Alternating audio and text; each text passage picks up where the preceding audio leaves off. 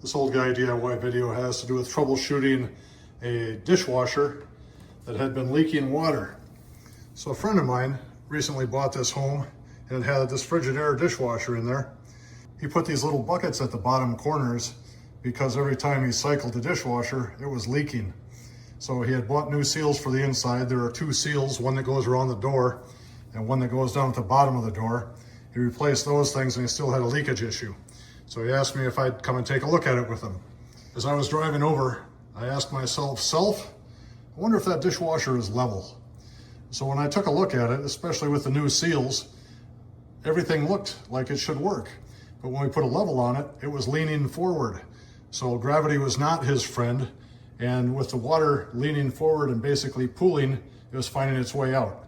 So he leveled the dishwasher. He did a load of dishes just recently, and his little catch basins don't have a drop of water in them. So we're going to call this one a success. So the moral of this story is, if you have a dishwasher that's leaking at the front corners, check and see that it's level before you worry about the other things that may cause the problem. I hope this little video helped you. Thank you for watching and have a great day.